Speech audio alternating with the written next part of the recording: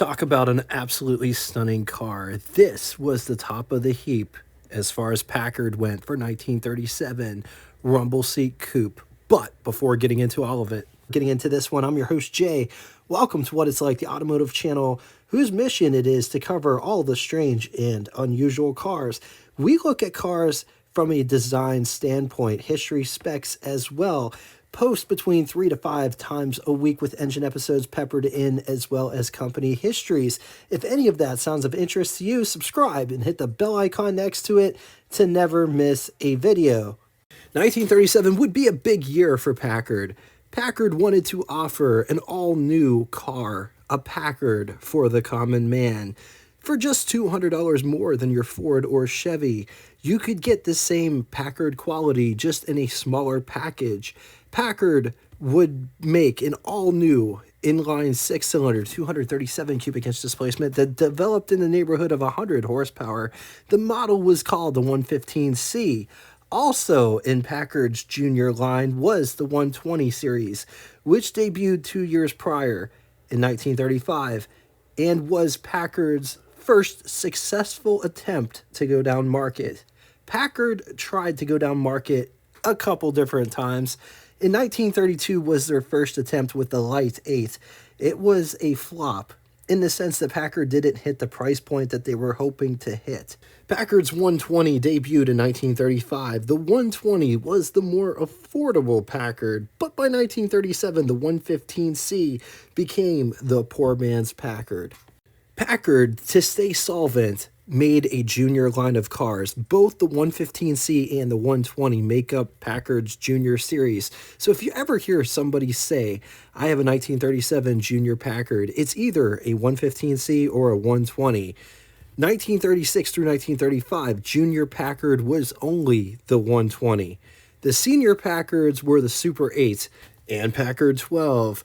The 120 was powered by a 282 cubic inch displacement inline 8 that was good for 120 horsepower with 5 main bearing crankshaft.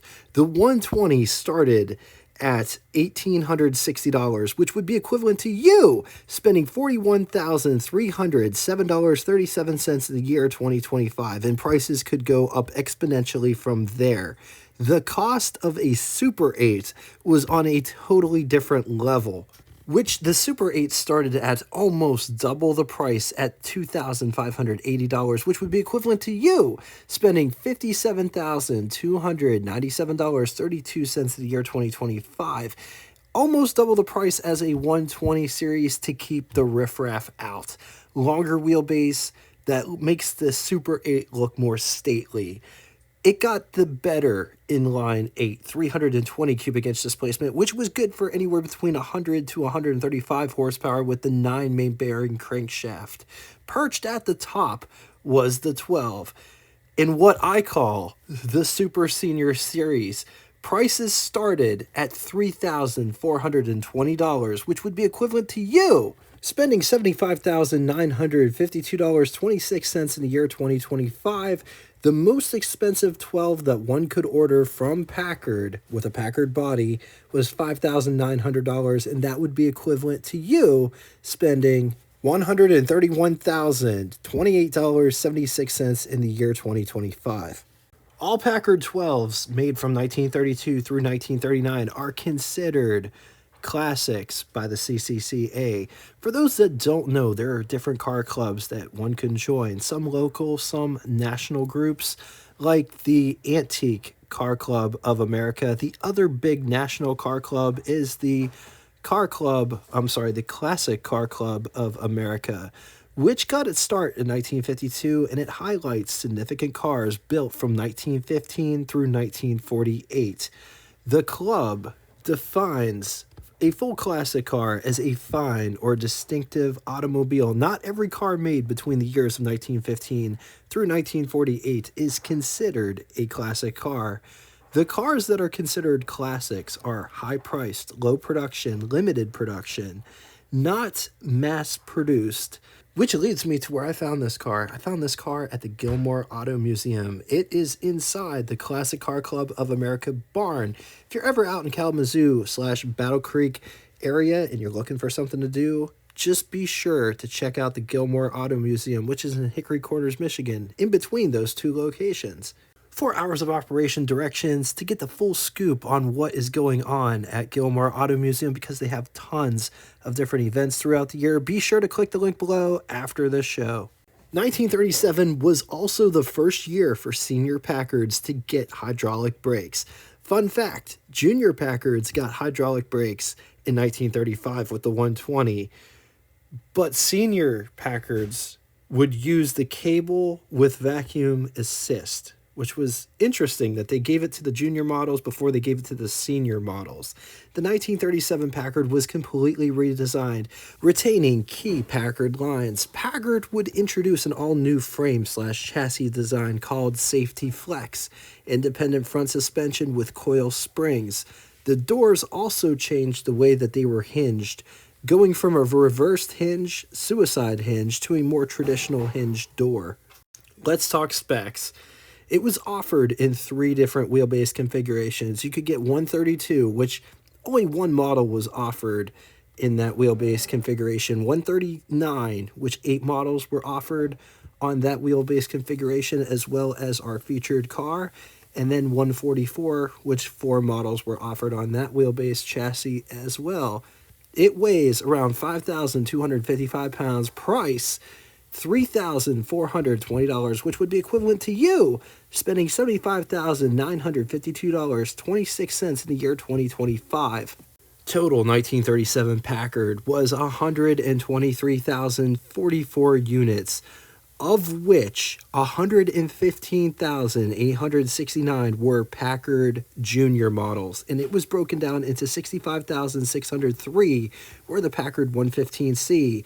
50,266 were the Packard 120. So the junior models carried Packard as a brand. Total seniors models, so the Super 8 and the 12 combined, was 7,175 units. That was broken down into 5,835 Super 8 models, leaving 1,340 Packard 12. Moving on to engine, only one engine on offer, 473 cubic inch displacement, flathead V12, 7.8 liters. It was good for anywhere between 175, other sources say up to 180 horsepower at 3,200 RPM, 366 pound-feet, 1,400 RPM, with a bore of 3.4 inches and a stroke of 4.25 inches. Compression was anywhere between 6.25 to 1 to 7 to 1 for main bearings. It is backed with a 3-speed manual transmission. Let's talk styling on this absolutely gorgeous car. Starting with the bumpers, look at all of the different designs going on in that bumper profile. You got the Packard logo in a bumperette and or overrider.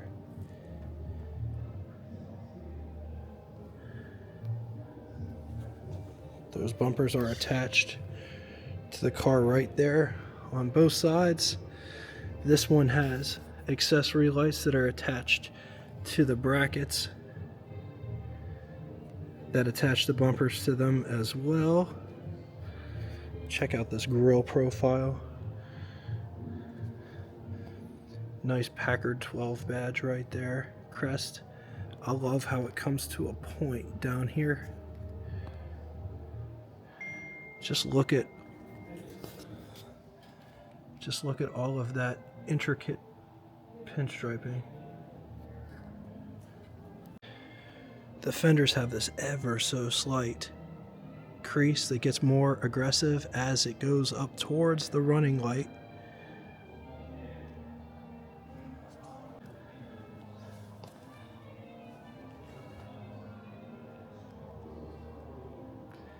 Headlights are in body painted buckets with a bright bezel around as well as a spine. Thermostatically controlled grille. Beautiful Packard mascot.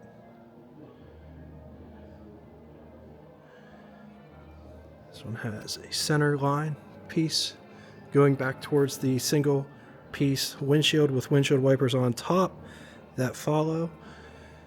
This hood is a butterfly hood technically, but it doesn't have one hinge.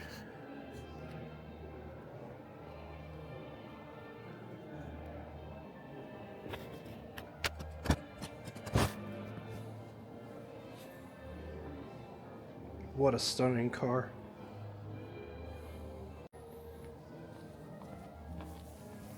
Look at these pinstripes. There's 2 of them there.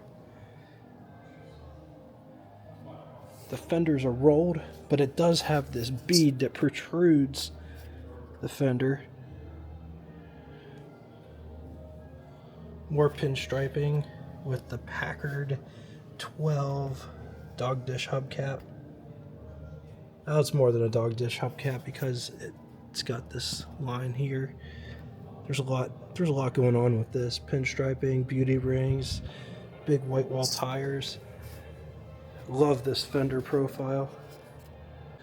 I love this fender profile, how it comes down and swoops into the running board.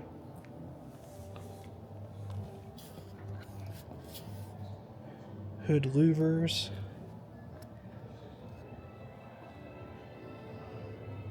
This one has side mounts and cases with the side mirrors attached to the cases. Just look at how the side mount is attached.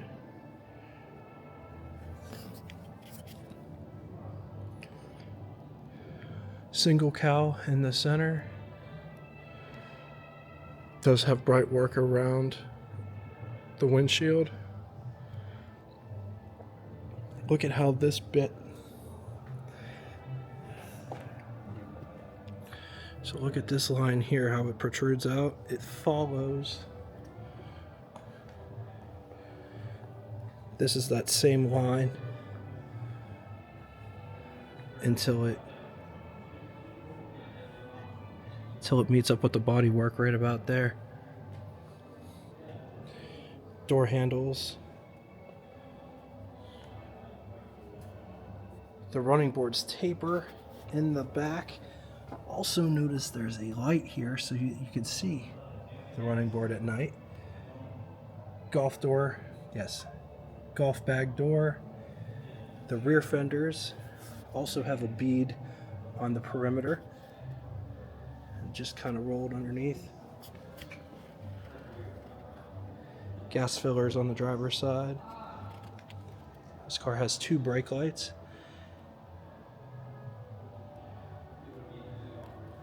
The bumpers mimic the front bumpers, but the overriders are cut off. Clipped.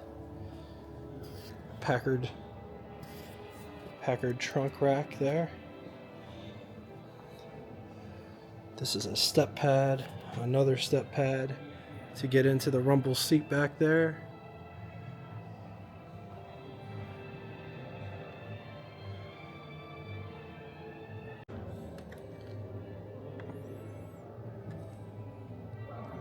Absolutely gorgeous door.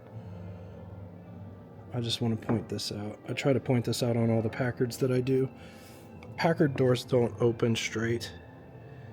They tilt out when they open. This part of the door has a tighter opening than up here. So you can see how it tilts as it opens. Nice cloth material with more cloth material at the bottom. Armrest as well. Door handle to get out. Window crank for the big window. Window crank for the vent window. Coming down inside, the pedal box down here. Handbrake, clutch, brake, gas pedal. Just take a look at this interior. On to the button switches and knobs, starting in the middle, but on the left-hand side and moving right. Gasoline gauge, coolant temperature, speedometer with odometer at the top, trip at the bottom, Packard crest, clock, amp meter, oil pressure, headlights, starter, key, lighter, hand throttle. Check this out. These, you can open these to allow more air into the engine to cool your engine off. It's got 2 rows of them, So that's what it looks like with all of them open. It gives it a different look.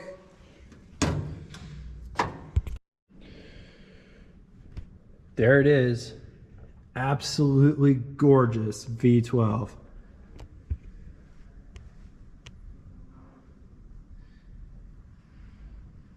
Fuel pump. This one's got 2 belts.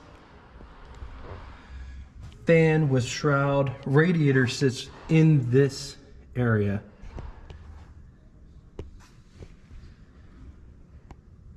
That is the starter. Look at this massive pipe that comes up here to the top. Carburetor sits in the middle. Distributor sits in the front middle.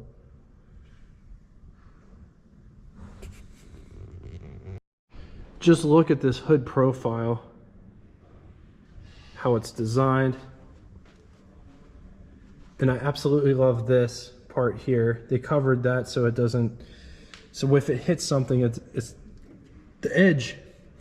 A lot of people won't tell you that the edges are sharp, so they put these on there so you don't scratch your paint, which is a really nice feature.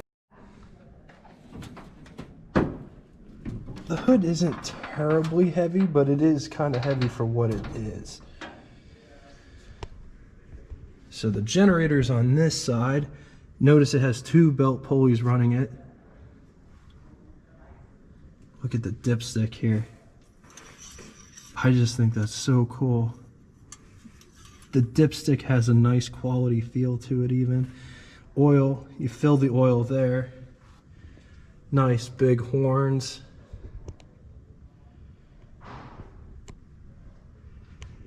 Distributor, carburetor, steering shaft. On the positive side, personally, I love the 12s. They just look super dapper. This one is a CCCA, Classic Car Club of America, classic status type of car. They are special. New Rolls-Royce does nothing for me, but this car has presence that nothing on sale has today. This car to me is luxury. It is the very definition of what luxury is. It's powerful. It's stately. It looks absolutely amazing. And everybody will know that you arrived when you show up in this car. Powerful V12 under the hood. Against it, expensive to buy, operate, restore, own, insure.